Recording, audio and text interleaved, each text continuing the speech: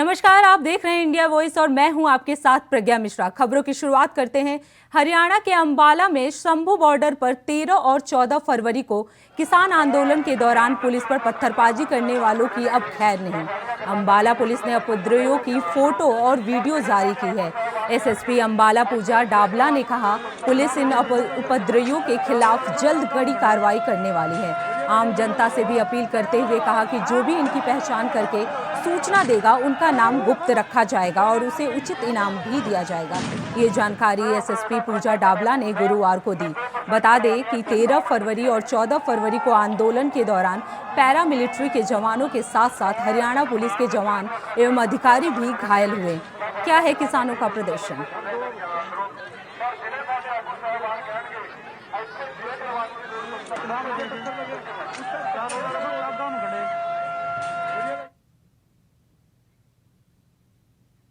बढ़ते हैं खबरों में आगे। मुख्यमंत्री योगी आदित्यनाथ ने गुरुवार की सेवा समर्पण संस्थान के बिंदौला आश्रम में छात्रावास का लोकार्पण किया। मुख्यमंत्री योगी आदित्यनाथ और केंद्रीय राज्य मंत्री कौशल किशोर ने धनुर्विद्या प्रशिक्षण केंद्र का शिलान्यास भी किया, जहां सीएम योगी ने कहा, हमें भारत की वन्य परंपरा से जुड़ना है। वनवासी समाज इस देश की अतीत की परंपराओं का वाहक है। धरती को माता मान करके माता भूमि पुत्रोहम प्रतिज्ञा के दिव्य भाव के साथ आज भी भारत की अनन्य संस्कृति को वह न केवल लेकर के चल रहा है, बल्कि उसके माध्यम से वैश्विक समुदाय को एक नया संदेश भी देता है कि अगर प्रकृति और परमात्मा के बीच में समन्वय नहीं होगा तो प्रलय तो जरूर आएगा। उससे बचाना है जिसकी तमाम प्रकार की विकृतियां हम सबको देखने को मिल रही है। कभी ग्लोबल वार्मिंग के माध्यम से, कभी कोल्ड वेव के माध्यम से, कभी अतिवृष्टि के माध्यम से, कभी अनावृष्टि के माध्यम से, यानी तमाम ऐसी विकृतियां को हम सब सामना कर रहे हैं, पूरी जीव सृष्टि सामना कर रही है। तो हमें भारत की वन्य परंपरा के साथ जोड़ना पड़ेगा। अरण्य संस्कृति को कहीं ना कहीं पुनर्जीवित भी करना पड़ेगा, पुनर्स्थापित भी करना पड़ेगा। इस कार्यक्रम के पहले मैं कल ही गोरखपुर के एक वन्य गांव में गया था। मुझे प्रसन्नता होती है कि आजादी के बाद पहली बार जब 2017 में डबल इंजन की भारतीय जनता पार्टी की सरकार प्रदेश में आई थी, तब हम लोगों ने आजादी के 70 वर्षों के बाद उनको वास्तविक आजादी मिल पाई थी, जब उनको राजस्व गांव का दर्जा दिया गया, उनको वोटिंग राइट मिली। जिन गांवों में एक भी मकान नहीं था, उनको जमीन के पट्टे देने के साथ साथ 100% सिचुएशन के लक्ष्य के साथ हमने काम किया। और कल मुझे उस गांव में जाने का अवसर प्राप्त हुआ था। मैंने देखा क्या प्रफुल्लित थे लोग, उनके चेहरे की खुशी बताती थी कि हां, डबल इंजन की सरकार ने उनके हितों के लिए कार्य किया है। और वो भी इस समाज और व्यवस्था की मुख्य धारा के साथ जुड़ करके अत्यंत प्रफुल्लित थे। हम सब आभारी हैं प्रधानमंत्री मोदी जी के, जिन्होंने 15 नवंबर की तिथि भगवान बिरसा मुंडा की पावन जयंती के कार्यक्रम को जनजातीय गौरव दिवस के रूप में मनाने का निर्णय लिया। आज सरकार इसके लिए बहुत सारा कार्य कर रही है। जनजातीय परंपरा को पुनर्जीवित करने के लिए, संरक्षित करने के लिए जगह जगह म्यूजियम बनाए जा रहे हैं। हम उन परंपराओं को धरोहर के रूप में सुरक्षित रख सकें, बता सकें, समय के अनुरूप इसको आगे बढ़ा सकें। इसके लिए सरकार के द्वारा अनेक प्रयास किए जा रहे हैं। हमारी सरकार को गौरव प्राप्त है कि वन्य गांवों को मान्यता देने के साथ ही मुसहरो, थारू, कोल, चेरो, बुक्सा, सहरिया, ये जितनी भी जातियां हैं, गौड़, 100% सिचुएशन इन्हें, जिनके पास जमीन नहीं होगी जमीन का पट्टा मिलेगा, जिनके पास मकान नहीं होगा मकान मिलेगा। शासन की जिन भी योजनाओं को अब तक पहुंचाया नहीं गया होगा उन तक हर हाल में योजना पहुंचनी है। मुझे प्रसन्नता है कि लखनऊ में भी श्री राम वनवासी छात्रावास की स्थापना 1984 में होती है और गोरखपुर में भी श्री राम वनवासी छात्रावास की स्थापना 1984 में हुई और 84 में जब हुई थी गोरखनाथ मंदिर के ही प्रांगण में इसका प्रारंभ हुआ था। पूर्वोत्तर के राज्यों में जहां पर कोई जा नहीं सकता था, नागालैंड, मणिपुर, मेघालय, मिजोरम और उन सभी क्षेत्रों में जहां जाना दूभर था, परमिट सिस्टम था। एक वो सरकार थी जिसने परमिट सिस्टम के माध्यम से भारत के भूभाग को शेष भारत से अलग करने की कुत्सित साजिश की थी। और एक राष्ट्रीय स्वयंसेवक संघ के सानिध्य में संचालित होने वाला सेवा समर्पण संस्थान का श्री राम बनवासी छात्रावास का एक कार्यक्रम है, प्रकल्प। वहां के बच्चों को ला करके शेष भारत के साथ जोड़ करके, राष्ट्र और समाज की मुख्य धारा के साथ जोड़ करके राष्ट्रभक्ति का जो प्रचंड ज्वार इन्होंने पैदा किया, आज उसका परिणाम है। आप पूर्वोत्तर की किसी भी राज्य में जाइए, वहां जाकर के हम देख सकते हैं कि उन बच्चों के मन में भारतीयता के प्रति कितना अनुराग है, कितना प्यार है। जो लोग बहकाने वाले थे, समाज और राष्ट्र की मुख्य धारा से उन्हें तोड़ने वाले थे, वे बेनकाब हुए। और आज पूरा का पूरा पूर्वोत्तर भारत प्रधानमंत्री मोदी जी के नेतृत्व में राष्ट्र की मुख्य धारा के साथ जुड़ करके आत्मगौरव की अनुभूति करता है और यह मानता है कि हम भी भारत के हिस्से हैं और भारत के प्रति यह भाव हम सबको।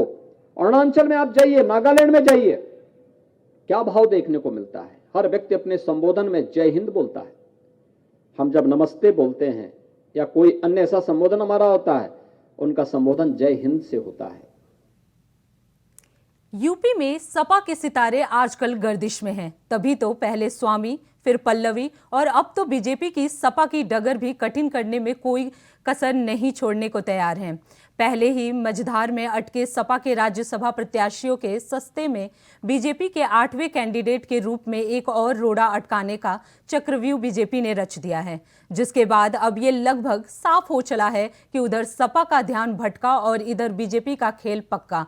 तो कुल मिलाकर संजय सेठ के नामांकन के बाद क्या होगा राज्यसभा चुनावों का समीकरण, ये देखना दिलचस्प होगा। स्वामी का इस्तीफा, पल्लवी का बगावत और बीजेपी के लिए सही वक्त, सपा में चल रही है ऐंठ, बीजेपी ने उतारे संजय सेठ।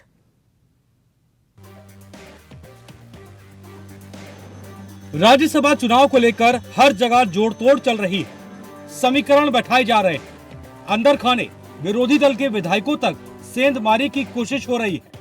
कुछ नेता तो ऐसे भी हैं जो अपनों से ही नाराज हैं। उत्तर प्रदेश में सपा की राज्यसभा की एक सीट फंस गई है और ये सीट किसी और ने नहीं बल्कि समाजवादी पार्टी के साथियों ने ही फंसाई है और इसका फायदा अब बीजेपी उठाने जा रही है। इसके लिए पार्टी ने संजय सेठ के रूप में अपना तुरुप का इक्का फेंक दिया है। बीजेपी ने संजय सेठ को राज्यसभा का 8वां उम्मीदवार बना दिया है और उन्होंने नामांकन भी कर दिया। संजय सेठ समाजवादी पार्टी से ही बीजेपी में शामिल हुए। अखिलेश यादव का राज्यसभा सीट के लिए जो खेल बिगड़ा है उसके पीछे है पीडीए। अखिलेश यादव जिस पीडीए का नारा बुलंद करते हैं, उसी नारे पर साथियों ने उन्हें घेरने की कोशिश की है। पिछले कुछ दिनों से अखिलेश यादव हर जगह पीडीए शब्द का इस्तेमाल करते हैं।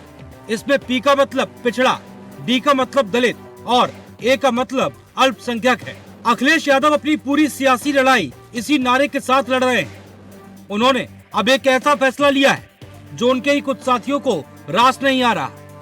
दरअसल यूपी में राज्यसभा की 10 सीटें खाली हो रही हैं। इसमें 3 सीटें ऐसी हैं जिन पर समाजवादी पार्टी का दावा है। इसके लिए उम्मीदवार भी उतार दिए गए। सपा के 3 उम्मीदवारों में से एक है जया बच्चन, दूसरे हैं आलोक रंजन और तीसरे हैं रामजी लाल सुमन। तीनों ही उम्मीदवारों ने नामांकन भी भर दिया है, लेकिन इन प्रत्याशियों को देखकर अपना दल कामेरावादी के नेता और सपा के सिंबल पर चुनाव जीतने वाली पल्लवी पटेल भड़क गए हैं। पल्लवी पटेल वो नेता हैं जिन्होंने कौशाम्बी की सिराथू सीट से डिप्टी सीएम केशव प्रसाद मौर्य को विधानसभा चुनाव हराया था। इस लिहाज से वो बड़ी नेता मानी जाती हैं। चूंकि अखिलेश यादव पिछड़ों, दलितों और अल्पसंख्यकों की लड़ाई लड़ने की बात कर रहे हैं, तो पल्लवी पटेल ने राज्यसभा के इन प्रत्याशियों में से इन्हीं समाज से आने वाले चेहरों को ढूंढने की कोशिश की, जिसमें उन्हें निराशा लगी है। समाजवादी पार्टी के 3 प्रत्याशियों में से सिर्फ रामजी लाल सुमन है जो दलित समाज से आते हैं। पल्लवी पटेल का सवाल है, जब नारा पीडीए का है तो प्रत्याशियों के चयन में पीडीए को नजरअंदाज क्यों किया गया? अपना दल की पल्लवी पटेल ने कहा अखिलेश यादव घोषी से फॉरवर्ड को टिकट देते हैं, राज्यसभा में टिकट देते हैं रंजन और बच्चन को। ऐसे में पीडीए अखिलेश के लिए केवल एक नारा है, जमीन पर वो दिखता नहीं। जया बच्चन ने ऐसा क्या किया है जो उनको टिकट दिया गया? रंजन ने अपने कार्यकाल में पिछड़ों का विरोध किया। ऐसे में मैं इनको वोट नहीं करूंगी। मुझे इन सब मामलों पर अखिलेश जी से नाराजगी है।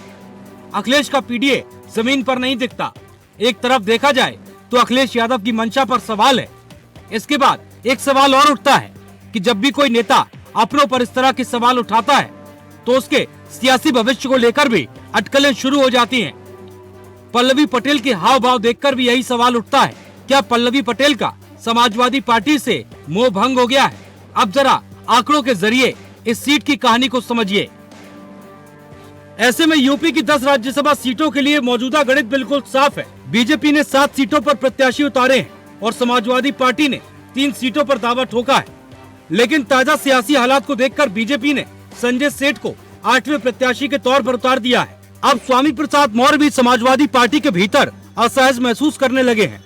उन्होंने भी पीडीए के मुद्दे पर अखिलेश यादव को घेरा है। उन्होंने कहा वो पीडीए को जोड़ना चाहते थे लेकिन पार्टी तैयार नहीं थी। दूसरी तरफ स्वामी प्रसाद मौर्य उखड़े उखड़े हैं। भले ही वो विधानसभा के सदस्य नहीं है, लेकिन समाजवादी पार्टी के कुछ ऐसे विधायक जरूर हैं जो स्वामी प्रसाद मौर्य की लीडरशिप में ही चलते हैं। ऐसे में अगर राज्यसभा चुनाव से पहले स्वामी प्रसाद मौर्य ने कुछ बड़ा फैसला ले लिया तो निश्चित तौर पर समाजवादी पार्टी की तीसरी सीट मुश्किल में फंस जाएगी। Bureau report, India voice. लंबे समय से झारखंड की सियासत में तैरते सवालों के जवाब कल मिलने की उम्मीद की जा रही है, मगर लंबे समय से अटकलें लगी हुई हैं। चंपई सोरेन के मंत्रिमंडल को लेकर कल क्या तस्वीर सामने आने वाली है, इसका इंतजार सभी को है, क्योंकि कांग्रेस से लेकर जेएमएम में भी जिस तरह से मंत्रिमंडल में जगह को लेकर पेच फंसा है, वो कल किस रूप में निकलेगा, देखिए हमारी ये खास रिपोर्ट। झारखंड के सियासी गलियारों में पिछले कई दिनों से चर्चा गर्म है। इस सवाल का जवाब 2 फरवरी से ही ढूंढा जा रहा है। सरकार फेरबदल होने के बाद अब चर्चा जोर पकड़ रही है कि कैबिनेट में किसकी एंट्री होगी। कैबिनेट में मंत्री बनने की उम्मीद और वहां से छुट्टी होने की आशंका रखने वाले तमाम लोगों की धड़कनें अब तेज हो गई हैं। वैसे सूत्रों के अनुसार 2 दावेदारों को लेकर भी इन दिनों तेज कश्मकश देखी जा रही है। चंपई मंत्रिमंडल का कल यानी 16 फरवरी को विस्तार होना है। इसे लेकर राजभवन में तैयारी चल रही है, लेकिन सवाल है कि चंपई मंत्रिमंडल में किसको किसको जगह मिलने वाली है। कई नेताओं की धड़कन बढ़ी हुई है, कुछ ने उम्मीदें पाल रखी है तो कुछ हताश भी नजर आ रहे हैं। सस्पेंस जोन में खड़े नेताओं का एक ही जवाब है, होई सोई जो राम रची राखा। फिलहाल चंपई सोरेन कैबिनेट में कांग्रेस कोटे से आलमगीर आलम और आरजेडी के सत्यानंद भोक्ता को मंत्री पद पर जगह मिल चुकी है, लेकिन अभी तक पोर्टफोलियो तय नहीं हुआ है। सूत्रों के मुताबिक जेएमएम की तरफ से मंत्रियों की लिस्ट तैयार हो चुकी थी, लेकिन कांग्रेस में खटपट ने मामला उलझा दिया। इसी का नतीजा है कि 8 फरवरी को शपथ ग्रहण समारोह टालना पड़ा, लेकिन अभी भी दोनों खेमे चुप्पी साधे हुए हैं। दोनों पार्टियां अपने नेताओं की मांगों को नजरअंदाज करने का जोखिम नहीं लेगी। ऐसे में आम चुनाव का भी ख्याल रखना है। जेएमएम में भाभी देवर का कश्मकश देखी जा रही है, वहीं कांग्रेस में बागी नेताओं का डर भी सता रहा है। ऐसे में गठबंधन के बड़े नेताओं के सामने चुनौती है कि मंत्रिमंडल के किसी भी एक फैसले से भगदड़ और असहज वाली स्थिति न बन जाए। इसलिए सीटों का समीकरण, जाति समीकरण का ख्याल रखा जा रहा है। सूत्रों से मिली जानकारी के मुताबिक जेएमएम सुप्रीमो शिबू सोरेन के बेटे बसंत सोरेन की कैबिनेट में एंट्री तय मानी जा रही है। मिथिलेश ठाकुर, हफीजुल हसन और जोबा मांझी को कंटिन्यू किए जाने की जानकारी मिल रही है। जेएमएम सूत्रों का कहना है कि ऐसी वोट बैंकों को साधने के लिए जेएमएम विधायक मंगल कालिंदी को कैबिनेट में जगह मिल सकती है। राज्यसभा सांसद के लिए प्रदेश अध्यक्ष महेंद्र भट्ट ने अपना नामांकन भर दिया है, जिसके बाद अब उनके सांसद बनने पे बस औपचारिकता ही बाकी है। महेंद्र भट्ट को चुनना महज एक संयोग नहीं हो सकता, इसमें पॉलिटिकल एंगल, क्षेत्रीय जातीय समीकरण के साथ साथ लोकसभा संसदीय क्षेत्रों को भी साधना है। लेकिन बीजेपी इस दांव से कितना फायदा मिलेगा, ये देखिए हमारी खास रिपोर्ट।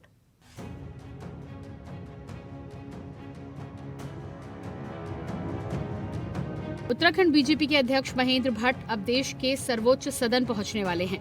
उत्तराखंड में बीजेपी के छोटे से बड़े पदों पर महेंद्र भट्ट के विराजमान होने के बाद अब राज्यसभा सांसद की ताजपोशी की बारी है। ताजपोशी के नामांकन में प्रदेश प्रभारी दुष्यंत गौतम, सीएम पुष्कर सिंह धामी, टिहरी, पौड़ी और हरिद्वार समेत बीजेपी के कई विधायक मौजूद रहे। इसे बीजेपी हाईकमान का लोकसभा चुनाव से पहले ही प्रदेश में जातीय और क्षेत्रीय समीकरणों को साधने का प्रयास बताया जा रहा है, जिसमें गढ़वाल से बड़े चेहरे के रूप में पार्टी के प्रदेश अध्यक्ष महेंद्र भट्ट को राज्यसभा का उम्मीदवार बनाकर जनता के बीच सबका साथ सबका विकास का संदेश देने का काम किया गया है। बीजेपी के लिए पूरा प्रदेश एक है, किसी भी क्षेत्र के साथ कोई भेदभाव नहीं हुआ है। आपको बता दें, राज्यसभा सांसद नरेश बंसल वैश्य समाज से आते हैं, दूसरी राज्यसभा सांसद कल्पना सैनी ओबीसी से आती हैं और अब ब्राह्मण वर्ग का प्रतिनिधित्व महेंद्र भट्ट करते हुए नजर आएंगे, जबकि क्षत्रिय के रूप में मुख्यमंत्री पुष्कर सिंह धामी पहले प्रदेश में अपना जलवा दिखा रहे हैं। महेंद्र भट्ट के नामांकन के दौरान पार्टी के सभी नेताओं को उन पर विश्वास और सांसद पद के लिए उन्हें योग्य माना है। वहीं महेंद्र भट्ट ने उत्तराखंड के उद्धार और पीएम मोदी के नेतृत्व में कार्य करने को अपना सौभाग्य बताया है।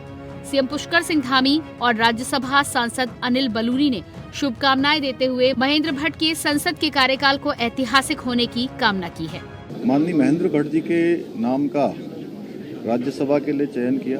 मैं केंद्रीय नेतृत्व का, माननीय प्रधानमंत्री जी का धन्यवाद करता हूं और ये हम सब लोगों के लिए, उत्तराखंड के सभी कार्यकर्ताओं के लिए बहुत ही मैं कहूं उत्साह, प्रोत्साहन और गौरवान्वित करने वाला पल है कि हमारी पार्टी में एक बहुत नीचे से आए हुए कार्यकर्ता को, जो सामान्य स्थितियों में, सामान्य परिस्थितियों में जिन्होंने समाज का काम, पार्टी का काम शुरू किया, वैसे ही हमारे महेंद्र भट्ट जी हैं जिन्होंने एक सामान्य कार्यकर्ता के रूप में एक मतलब जो हमारी सबसे निचली इकाई होती है, उस निचली इकाई संगठन मंत्री के रूप में, पूर्णकालिक के रूप में, युवा मोर्चा में, भाजपा में, विद्यार्थी परिषद में, अनेक सारे संगठनों में काम किया। महेंद्र भट्ट जी को बहुत बहुत शुभकामनाएं। महेंद्र भट्ट जी और हमारा बहुत ही पुराना संबंध है। महेंद्र भट्ट जी युवा मोर्चा के अध्यक्ष थे, मैं उनके साथ महामंत्री था। मैंने महेंद्र जी के कामकाज को बहुत नज़दीक से देखा है, उनकी कार्यकुशलता को बहुत नज़दीक से देखा है। उनके अंदर बहुत ही संगठन की क्षमता के साथ साथ प्रशासनिक क्षमताएं भी हैं और निश्चित तौर पे महेंद्र भट्ट जी का जो कार्यकाल है वो अद्भुत होगा और ऐतिहासिक होगा। और मुख्य रूप से जिनकी सीट रिक्त हो रही है वो मेरे मार्गदर्शन के लिए हमेशा मेरे साथ हैं। आज मेरे नामांकन में आए, उनका मैं स्वागत करता हूँ। आप सब पत्रकार बंधुओं का भी हृदय से आभार व्यक्त करता हूँ। सभी विधायक 4 सेटों में जो अपना नामांकन भरा है, सभी विधायकों ने प्रस्तावक के रूप में उनका आगमन, उनके प्रति मैंने आभार व्यक्त किया है। मित्रों, ये दायित्व एक कार्यकर्ता को दिया है।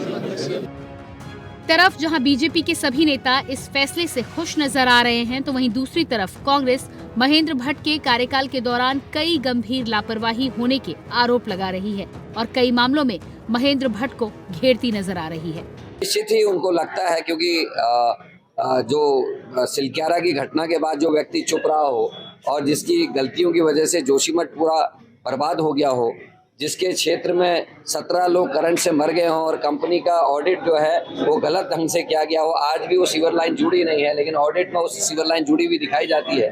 तो ऐसे व्यक्ति को, जिसके पार्टी के अध्यक्ष रहते हुए केदारनाथ में सोने की चोरी हो जाती है और कोई जांच नहीं बैठती, जिसके पार्टी अध्यक्ष रहते हुए अंकिता भंडारी मर्डर केस में वीआईपी को बचाया जाता है, जिसके अध्यक्ष रहते हुए पार्टी का जिला पंचायत सदस्य हाकम सिंह SSSC भर्ती घोटाले में आरोपी हो जाता है, जिसके रहते हुए पटवारी पेपर लीक होता है और उनका मंडल अध्यक्ष, इनके अध्यक्ष रहते हुए पटवारी पेपर लीक में मुख्य आरोपी बनता है, और हिमालय राज्यों में 9 हिमालय राज्यों में उत्तराखंड राज्य पहले नंबर पर महिला अपराध में आता है, तो उससे ज्यादा योग्य व्यक्ति और कौन हो सकता है। वहीं आला कमान के इस फैसले को राजनीतिक जानकर जातीय और क्षेत्रीय समीकरण का संतुलन को साधने की कोशिश करार दिया जा रहा है। वहीं पार्टी स्तर पर भी खुशी का माहौल है, लेकिन कांग्रेस इस पर सवाल उठा रही है। बहरहाल अब देखने वाली बात ये है कि बीजेपी के इस ट्रम्प कार्ड का 2024 में क्या असर देखने को मिलता है। क्या बीजेपी इस ट्रम्प कार्ड से 24 का चुनाव साध पाती है और पहाड़ पर फिर से विपक्ष को क्लीन स्वीप का रिकॉर्ड दोहराते हुए हैट्रिक लगा पाती है या नहीं। Tushar Gupta, India voice, Dehradun. फिलहाल इस बुलेटिन में इतना ही। देश दुनिया की तमाम बड़ी खबरों के लिए इंडिया वॉइस से जुड़े रहिए। तब तक के लिए नमस्कार।